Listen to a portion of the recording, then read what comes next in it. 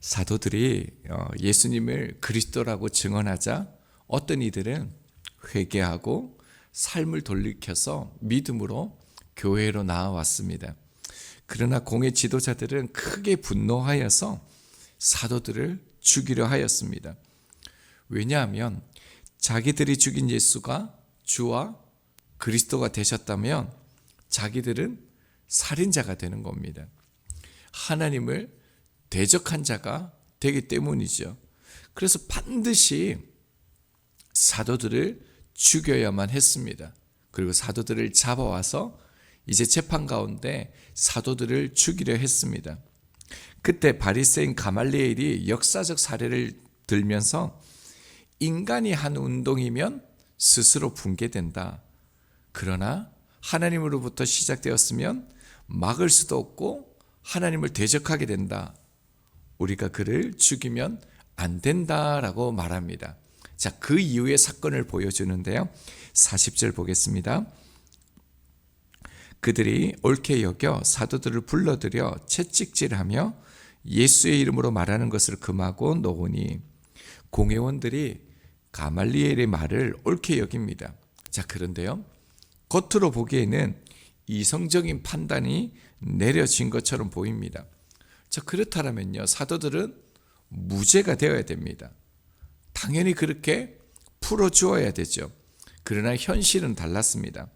하반절에 뭐라고 얘기합니까? 채찍질하여 예수의 이름으로 말하는 것을 금하고 놓으니. 자, 사도들을 불러서 채찍질하고요. 다시는 예수의 이름으로 가르치지 말라고 엄히 경고한 뒤에 풀어주었습니다. 자, 겉으로만 보면요. 이제 죽을 수밖에 없는 그런 상황이 있었는데 살아났으니 이제 나왔으니 얼마나 다행인 것처럼 보입니까? 근데 조금만 깊이 보면요. 그렇지 않습니다. 여기에서 채찍질하다라는 이 단어는요. 가죽을 벗기다라는 그 의미를 가지고 있습니다. 로마의 그 형벌용 채찍은요. 가죽 끝에 금속과 동물 뼈가 달아져 있었습니다. 그래서 이렇게 한번 내리칠 때마다 이 뼈와 금속들이 몸에 박힙니다. 그리고 뗄 때 어떻게 되겠습니까? 살점이 뜯어져 나가는 것입니다.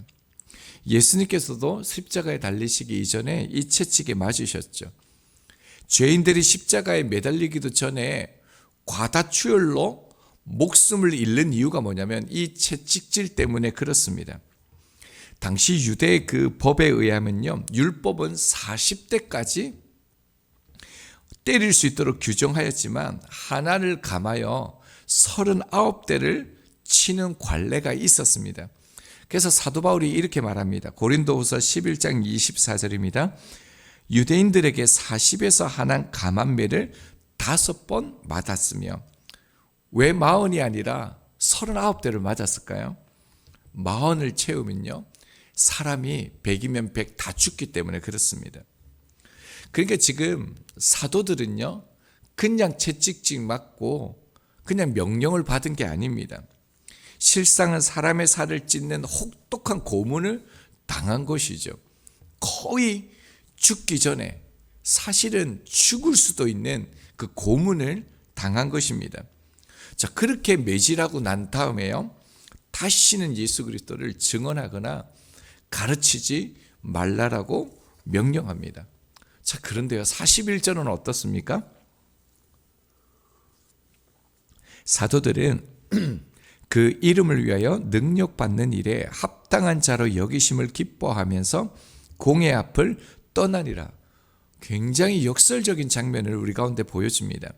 사도들은 예수님 이름 때문에 능력 당하는 일을, 그러니까 이 능력 받는 자격을 얻었음을 인하여서요, 기뻐했다라는 거예요. 감사하면서 공회를 떠났다라고 말합니다. 사실 앞뒤 상황적으로 보면 전혀 이해할 수 없는 반응입니다.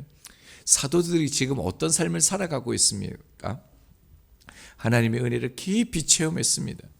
부르심을 받아서요, 정말 그들은 사명대로 교회를 지금 세워가고 수많은 이들을 지금 돌보아 가고 있습니다.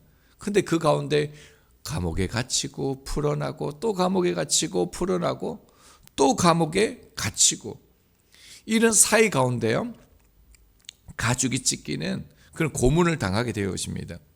그러면 마음이 좀 상하고 또 좌절도 하고 실망도 할 건데요, 그들이 오히려 기뻐했다라고 증언하고 있습니다. 여러분, 이런 모습들을 지켜보는 공회원들의 모습 한번 상상해 보시겠습니까? 그 수많은 무리들이 이런 사도 바울과 이런 사도들의 모습을 바라보았을 때 어떻게 받아들였을까요? 그들의 모습이 이해되었을까요? 자, 이 단어에 보면요, 능력받는 일로 되어져 있는 이 동사는요, 특이한 동사예요. 명예롭다라는 그 단어에 부정접두어가 붙은 말입니다. 그러니까 명예의 정반대, 수치, 모욕감이라는 단어가 이 능력받는 일입니다. 왜 이 단어가 특별하냐면요, 그 당시 그 헬라 시대는 명예를 얻은 사람이 성공한 사람입니다. 수치를 받은 사람, 능력을 받은 사람이요, 실패한 인생이에요. 불행한 인생입니다. 누가복음 7장에 보면 예수님께서 가버나움에 들어가셨을 때 한 백부장의 종이 병이 들었죠. 그래서 고쳐달라고 합니다. 그때 유대인들의 장로들이 나와서 예수님께 이렇게 간구하는 장면이 있습니다. 누가복음 7장 4절입니다.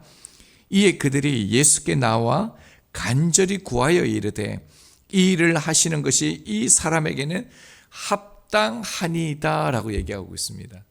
합당하다라는 말을요, 사람에게 붙이면서 예수님 이 백부장의 종을 고쳐주십시오 라고 얘기합니다. 여기서 합당하다라고 이 번역된 말이요, 어떤 존귀와 명예를 받을 자격이 있다라는 의미입니다.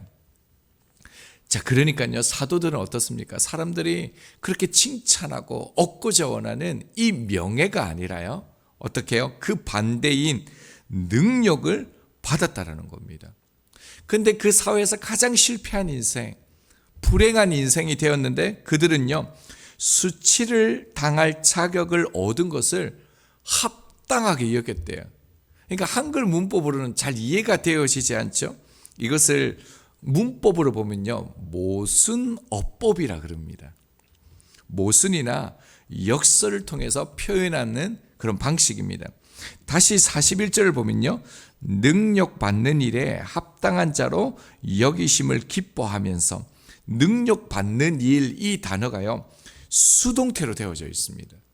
그러니까 스스로 자격을 얻는 것이 아니라요, 하나님께서 그렇게 인정해 주셨다라는 거예요. 사도들이 억울한 일을 당했음에도 불구하고, 그렇게 심한 매질을 당했음에도 불구하고요, 기뻐할 수 있는 이유는 무엇입니까? 이 세상이 주는 이 모욕, 이 세상이 주는 이 능력을요, 하나님께서는 합당한 자로 여겨주신다라는 거예요. 하나님은 영광이라고 부르시기 때문이라는 겁니다. 다시 41절 상반절을 보면요, 사도들은 그 이름을 위하여, 그 이름이요, 여호와만을 위하여라는 의미를 가지고 있습니다.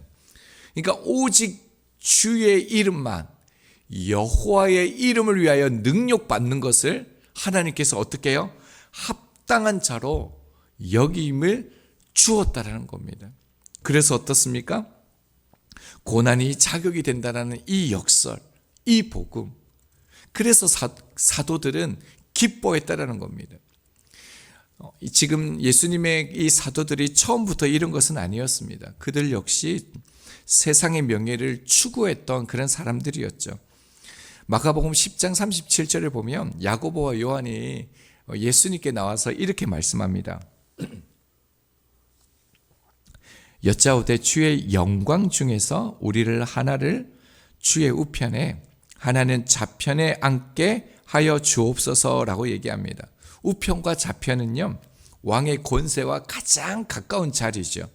그래서 곧 세상의 최고의 명예를 의미합니다. 사도들이 그런 것을 추구했다라는 겁니다. 제자들은 예수님을 따르되 그 길 끝에서 세상의 명예, 영광을 얻고자 했습니다. 그런데 이제는 어떻습니까? 사도들은요, 예수의 이름으로 능력 받는 것을 합당하게 여겼다라는 거예요. 한때는 우편과 좌편을 구하는 사람들이 이제는 능력의 자리를 은혜의 자리로 받아들이고요. 한때는 세상의 영광 자리를 청하던 사람들이 이제는요, 수치의 자리를 특권으로 여겼다라는 겁니다. 자, 그러면서 42절입니다. 그들이 날마다 성전에 있든지 집에 있든지 예수는 그리스도라고 가르치기와 전도하기를 그치지 아니하였느니라. 공회는 분명히 경고했습니다. 다음에는 너희들이 채찍질이 아니다라는 거예요. 죽음이라고 말했습니다. 그리고 지금 사도들은요, 몸이 지금 살점이 다 뜯겨져 나가가지고 너덜너덜합니다. 그래서 지금 사도들은요, 복음을 전할 수 있는 그런 상태도 아닙니다. 몸을 추스려야 됩니다. 어쩌면 한동안은 숨고 싶고 말을 아껴야 합니다. 지금 사도들이 무리들 앞에 돌아와 교회 앞에 돌아와서 자기의 억울함을 변호하지도 않습니다. 공회의 그 부당함을 고발하지도 않습니다. 자신이 얼마나 심한 고통을 당하였는지 하소연하지도 않습니다. 여러분, 그들의 입에서 오직 한마디, 그들이 말하는 것은 무엇입니까? 예수는 그리스도다. 이런 상황 가운데, 이런 고난 가운데, 이런 아픔 가운데, 이런 우겨쌈을 당하는 이런 상황 가운데 지금 사도들이 하는 오직 한마디 말은요, 예수는 그리스도다. 이 주님을 가르치기와 전도하기를 그치지 아니하였다라고 증언하고 있습니다. 이것이 본문의 내용인데요.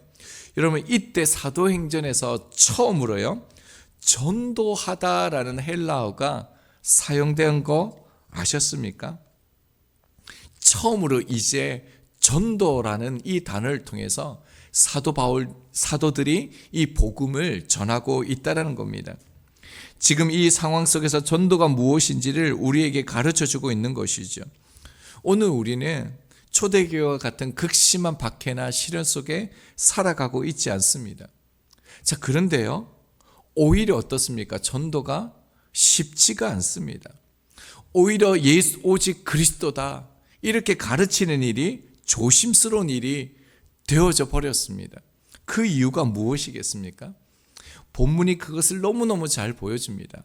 먼저는 29절 보면요, 사람보다 하나님께 순종하는 것이 마땅하니다라는 이 고백이 사라진 것이고요. 또 하나는 오늘 41절입니다.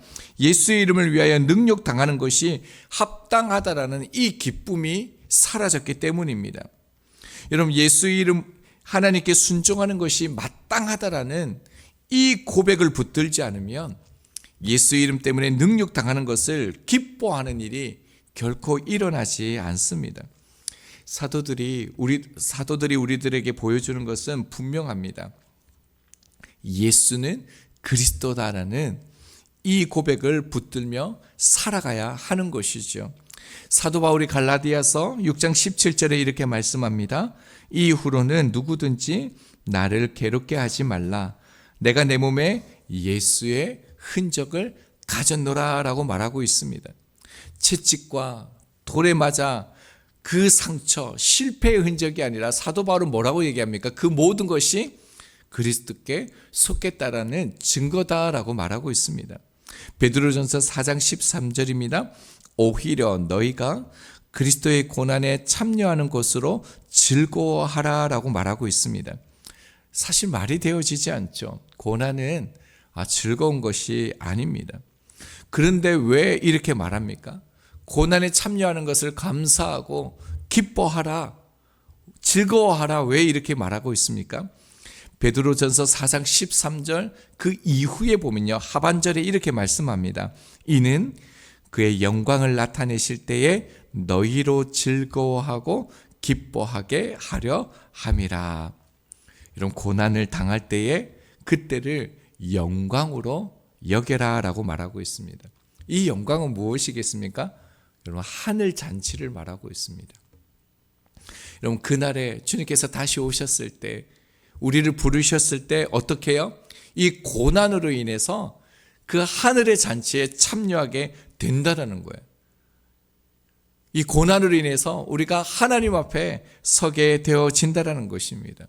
그래서 고난을 기뻐하고 하나님의 영광으로 삼으라라고 말씀합니다. 물론 우리에게 임하는 모든 고난이 곧바로 하나님께서 주신 고난이라고 말할 수는 없습니다. 하나님이 함께 하시는, 하나님께서 합당하게 여기시는 고난은요, 예수님의 이름 때문에 받는 고난입니다. 예수님을 떠나면요, 정말 편안하게 살 수 있습니다. 내가 하고 싶은 거 하면서 마음대로 살 수 있습니다. 그러나 그 이름을 위하여 예수님 때문에 고난당하고 핍박받고 예수님 때문에 손해보고요, 고난 속에 살아갈 때요, 하나님께서 그 고난을 합당하게 여겨주신대요. 그뿐만 아니라 우리 가운데 함께 하신다라고 말씀하십니다. 그리고 그 함께 하시는 그 은혜, 그게 무엇라고요? 기쁨을 주신다라고 말씀합니다. 우리가 살아가는 세상은 끊임없이 분쟁과 갈등이요, 더욱더 난무할 것입니다. 더욱더 어려워질 것입니다. 고난과 고통도 계속될 것입니다. 이것을 받아들이고 사랑하라, 이런 말은 아닙니다. 고난 속에서 드러날 예수의 이름 때문에 받을 그 능력 가운데 주실 그 기쁨을 붙들라라는 것입니다.